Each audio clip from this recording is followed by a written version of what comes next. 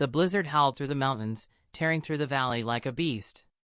Inside a small log cabin, Mark Evans sat in silence, listening to the wind batter the walls. Then, something different. A sound at the door. Probably just a broken branch, he thought. But when he opened it, his breath caught. A lynx. Not the powerful, elusive predator he'd captured in his camera lens before, but a frail, frostbitten creature, its golden eyes dull with exhaustion. Snow clung to its matted fur, its body trembling. It didn't flee. It didn't growl. It just stood there, swaying, barely holding itself up.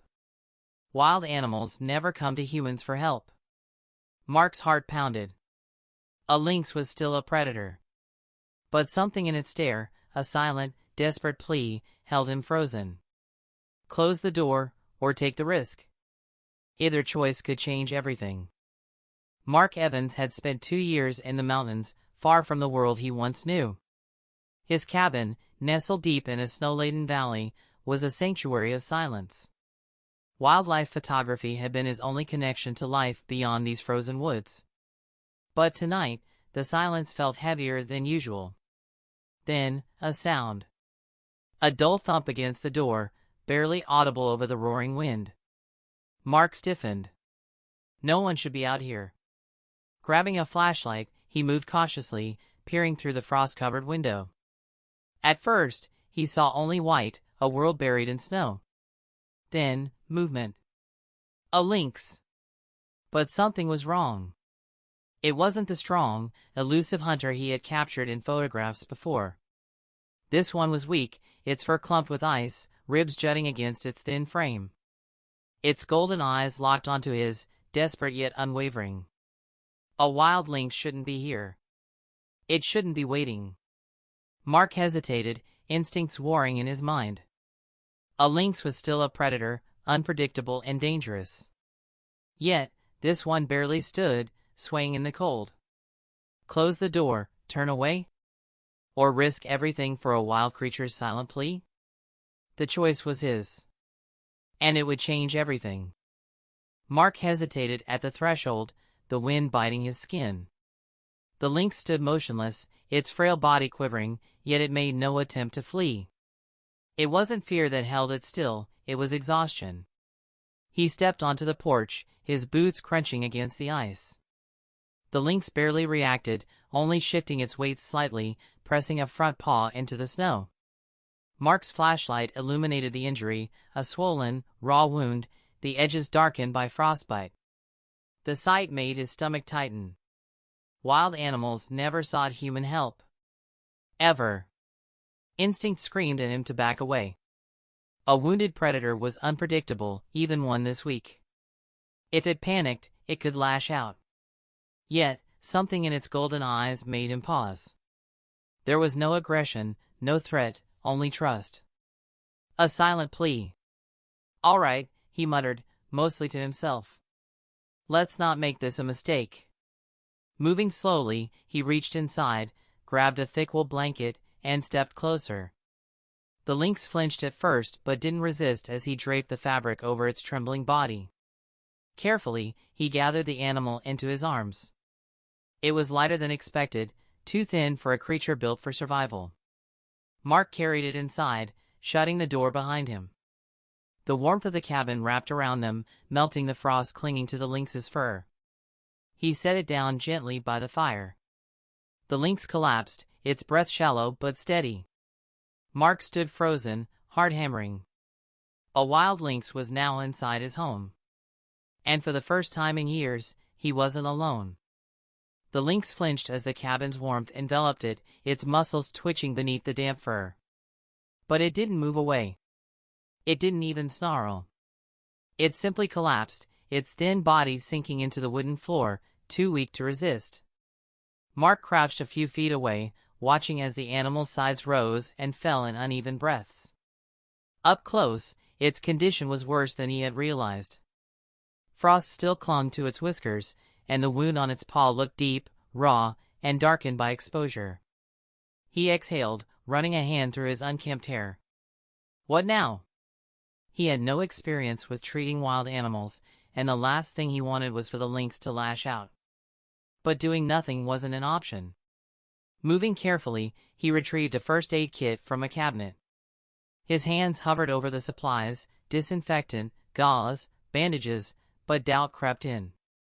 Would the lynx even allow him to help? Instead, he reached for something else. A jar of honey. It was Wyoming clover honey, something he had picked up from a roadside stand months ago. He set it near the lynx, watching closely. At first, there was no reaction. Then, its nose twitched. Slowly, weakly, the lynx licked the rim of the jar. Mark's chest tightened. It was still fighting. Taking that as a sign, he dampened a cloth and reached for the injured paw. The lynx tensed but didn't pull away. It just watched him, those golden eyes clouded yet strangely trusting. As he worked, an unfamiliar feeling settled over him. For so long, he had pushed the world away, convinced that solitude was safer. Yet here he was, tending to a wounded creature, his cabin no longer just his own. The lynx barely stirred as the night passed, its breathing steadier now. Mark found himself speaking, not in full sentences, just quiet words meant to fill the silence. "Just rest," he murmured. "You'll be all right." The lynx didn't reply. But for the first time in years, Mark felt heard. Here's the unexpected twist section with an exact word count of 300 words. Morning crept into the cabin, pale light filtering through frost-rimmed windows. The fire had burned low, casting flickering shadows across the wooden floor. Mark sat slumped in his chair, exhaustion weighing heavy on him. The lynx hadn't moved much. Its breathing was slow but steady. It had survived the night. Mark let out a breath he hadn't realized he was holding. He reached forward cautiously, his fingers hovering near its paw, checking for any sign of worsening frostbite. Then, movement. Not from the lynx, but from beneath it. Mark froze, eyes widening as something shifted beneath the mother's frail frame. At first, he thought his mind was playing tricks on him. But then, a tiny, barely visible shape wriggled in the dim light. His heart slammed against his ribs. Kittens. 2 of them. They were impossibly small, their fur barely fluff against their fragile bodies. One let out a weak, breathy sound, so faint Mark barely heard it. The other lay still, its tiny form curled tightly against its mother's belly. Shock rippled through him. The lynx hadn't come to him for herself. She had come for them. A surge of urgency jolted him upright. The kittens weren't just cold, they were dying. Mark hesitated only a second before reaching for the nearest flannel shirt, hand steady despite the storm inside his chest. Carefully, he gathered the tiny bodies into the fabric, wrapping them gently. The mother lynx lifted her head slightly, her golden eyes locking onto his. There was no fear. No aggression. Only trust. Mark swallowed hard. He wasn't just saving her anymore. He was saving all of them. Mark's hands trembled as he cradled the tiny kittens in his shirt. Their fragile bodies, still cold despite the warmth of the cabin, nestled into the soft fabric. He moved gently, his heart racing, and the mother lynx's gaze never wavered from him, trustful, exhausted, yet unwavering. Mark had always been a man of solitude, his only companions the distant creatures of the wild. But now, standing in the stillness of his cabin, holding these delicate lives, he felt something stir within him. For the first time in years, he didn't feel the crushing weight of isolation. He felt a purpose, a responsibility that transcended mere survival. "I won't let them die," he whispered to the lynx, his voice barely a breath above the crackling of the fire.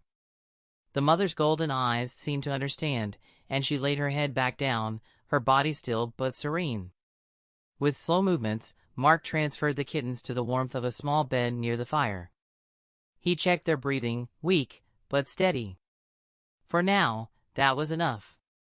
As the storm raged outside, Mark settled back, watching over them. The blizzard that had once felt like a force of nature beyond his control now seemed to hold a strange sense of purpose. It had brought them here, to this moment, and in this frozen cabin, Mark Evans had found something he hadn't realized he was searching for: a chance to protect, to care, and to change. In the stillness of the cabin, the storm outside no longer seemed quite so cold.